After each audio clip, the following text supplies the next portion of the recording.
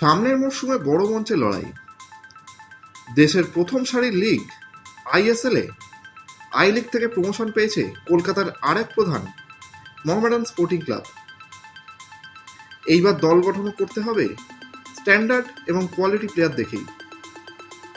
তাই আগেভাগেই কাজ শুরু করে দিয়েছে মোহামেডান ম্যানেজমেন্ট। সূত্রের খবর, এইবার তাদের নজরে মোহনবাগানের তরুণ ফরোয়ার্ড মোহাম্মদ ফারদিন আলী মোল্লা।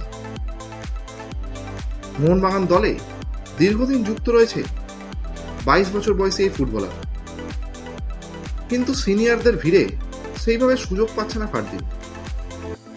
তাই এবার সেই সুযোগ কাজে লাগিয়ে মোহামেডান ঘরে তুলতে চাইছে তাকে।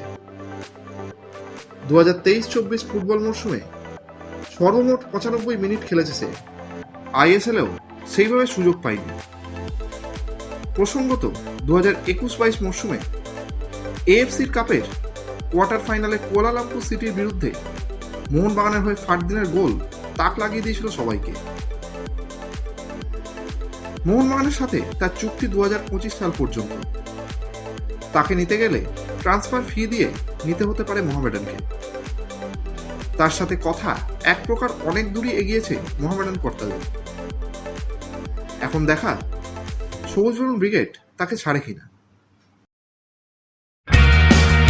ভারতীয় ফুটবলের সঙ্গে সবসময় আপডেটেড থাকতে এক্ষুনি বং ফুটবল ইউটিউব চ্যানেলটিকে সাবস্ক্রাইব করে নোটিফিকেশন বেল আইকনে ক্লিক করে রাখুন।